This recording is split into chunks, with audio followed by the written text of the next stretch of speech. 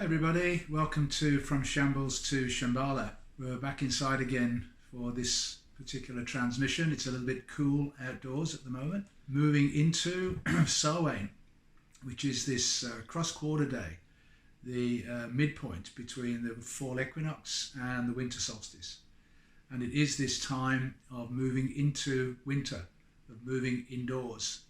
All the animals that were out in the fields now coming home into their stalls and their stables for these winter months. So this is about the diminishing external light in the northern hemisphere for us to now exemplify and amplify our inner light. So this month that we're coming into, the month of Scorpio, is to go within into that inner light. We are filming this on All Hallows Eve, Halloween, when all the ghosties and ghoulies of the other realms are supposed to come and interfere with our world.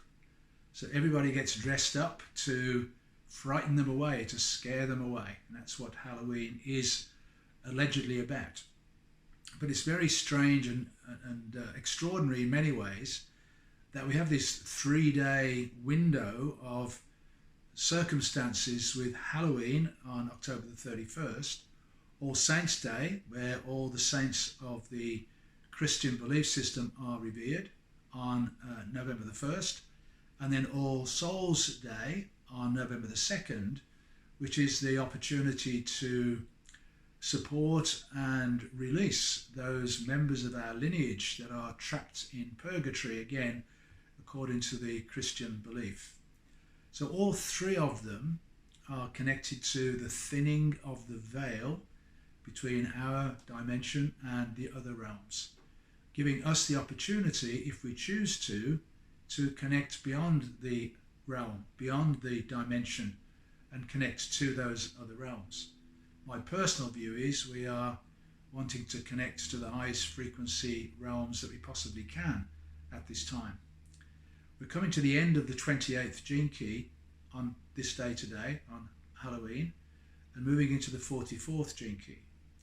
So the 28th gene key is about having to face your deepest fears. And we just had the lunar eclipse on Saturday. And so this was supposed to bring up all of the fears that we have within us from the unconscious into the conscious so that we could set them free. And then we move into the 44th gene key, the shadow of which is interference. And this is one of the two gene keys connected with the so-called Illuminati, the global elite trying to control the world through the shadow of interference. So the next few days is making sure that there aren't any residual interference patterns running through our programmed selves to prevent us from reaching our highest possible frequency. That's the shadow of the 44th, is to keep us trapped in the conditioned programs. So now we're wanting to break out of them and step up into the higher frequencies. And when you do, you step up into this wonderful city of synarchy.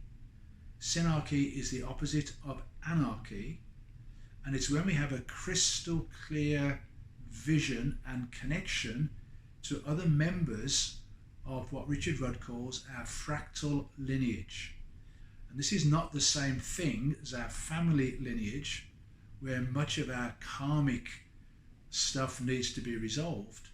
But when you start connecting with your karmic lineage of the 44th synarchy, then these are your soul tribe.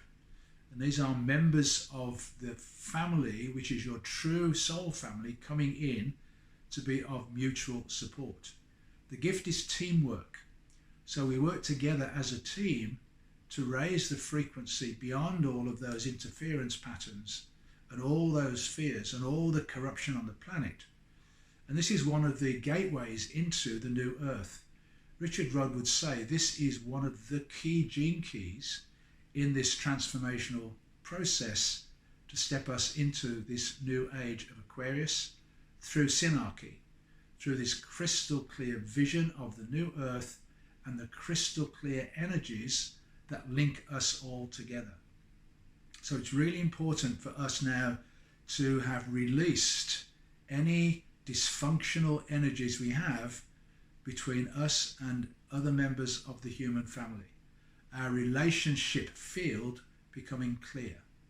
And it doesn't matter what the other people in our lives do, but we are setting ourselves free from them by a total acceptance and a total forgiveness of all that has happened.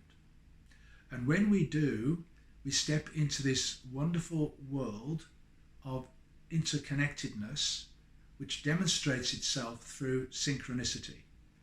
So I want to tell you a bit of a convoluted story which has just taken place in our world in the last few days, to show how when you are connected, completely crystal clear, how these wonderful events get interconnected, showing us through synchronicity how connected we really are. And this began for me just last Wednesday, so just under a week ago. I had a session with a woman who had just come back from Egypt. She had the 28th gene key in her vocation, core wound, and her culture. So when we had our discussion, we'd just entered the 28th gene key. And she was telling me about the experiences she had in Egypt. And one of those experiences was in the temple of Sekhmet. Sekhmet is traditionally known as the lion-headed goddess. Now, when you go down into the temple of Sekhmet, you are not supposed to touch her. And when she was standing in front of Sekhmet, the guardian or the guard who was taking her into that temple placed her hand on Sekhmet. And when she did put her hand on Sekhmet, Sekhmet came alive. The only way she could describe it was that she was a living being. She was moving around, her head was moving, she was alive in front of her. It was a remarkable experience. And so what this led to was the realization then that this energy of Sekhmet was alive in the field right now. So having had that session with her, remembering she's got the 28th gene key twice, which has just started, and just had this experience with Sekhmet. So the next morning, Thursday morning, I'm now at meditation, and I'm telling the group about this story. And one of the women said, well, let's have a look at what Sekhmet looks like. So as I was about to put the image of Sekhmet up on my laptop, I noticed that Zia had sent me a message. And I thought, well, this is divine timing, it's synchronous. So I checked her message before I went to the image of Sekhmet. And this message came from Aluna Joy, who was also in Egypt. And the opening 9 on the message was the Sekhmet temple. And so now Aluna Joy was talking about Sekhmet from her perspective and her experience. Well, there's a beautiful image of Sekhmet going back to 2012, still with Aluna Joy, where there is this most amazing series of light beings flooding the Sekhmet temple in front of her. Someone was playing a crystal ball and people were taking photographs and video camera. But I've never seen so many light orbs flooding the whole scene. It was quite remarkable.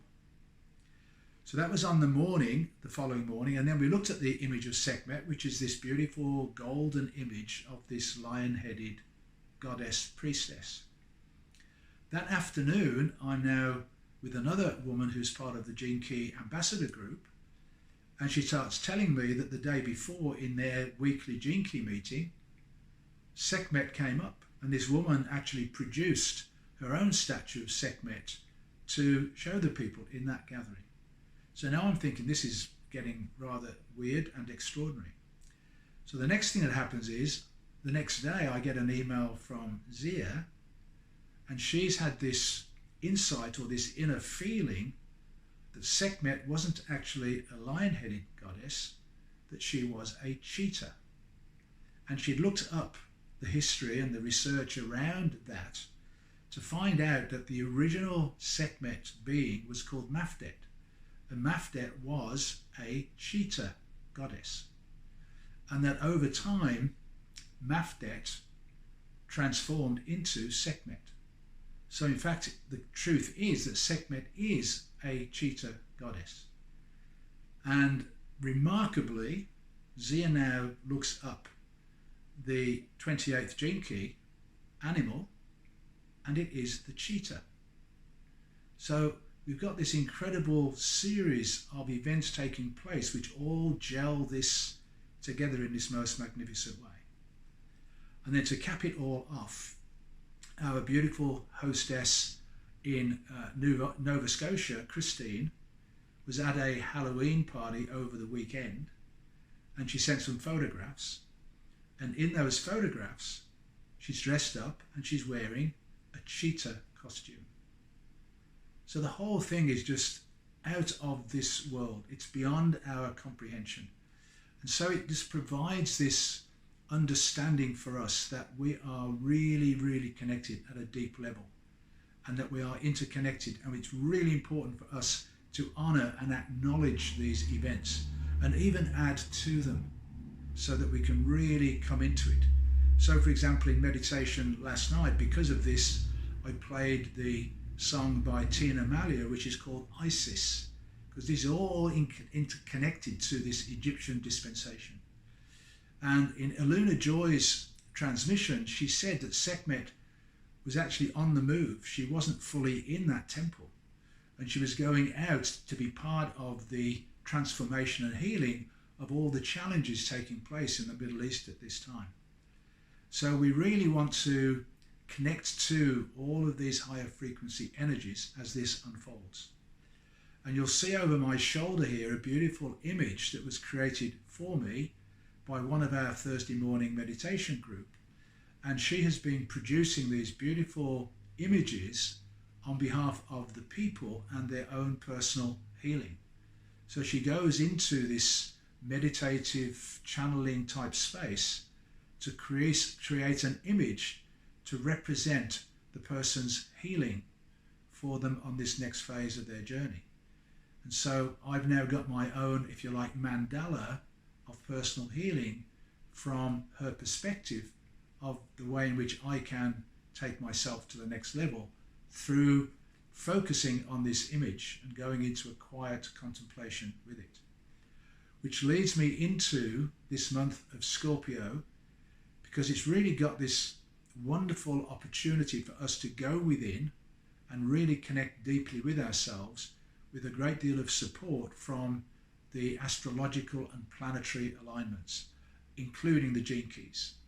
So I'll just give you a very quick run through the rest of the month of Scorpio. So now we're in the 44th gene key, as I've mentioned, the city of Synarchy.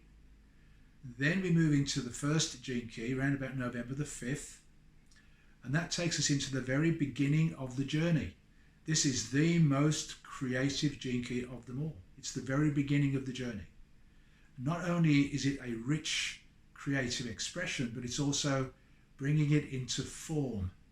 So this is a wonderful opportunity then for us to birth the new earth through our own creative ideas and through making it a reality, so it doesn't remain a fantasy. Then that is followed on by the beginning of the 43rd gene key, which comes in on the 1111. So the 1111 portal gateway is another opening into these higher frequency energies. That 1111 is followed the next day by Diwali, which is the Indian Hindu belief system of the light absorbing the dark. So they work with these brilliant light energies to bring in the higher frequencies to absorb the darkness into itself. The very next day, 13th of November, is the new moon in Scorpio, still in the 43rd gene key, which is the gene key of the Epiphany. So this is now saying we've got this wonderful opportunity to download accurate information from source to lead us into this next level of human evolution and planetary evolution. That then gets followed a few days later by the 14th gene key, which Richard talks about the city of bounteousness, which connects into the Midas touch. Everything we touch turns to gold.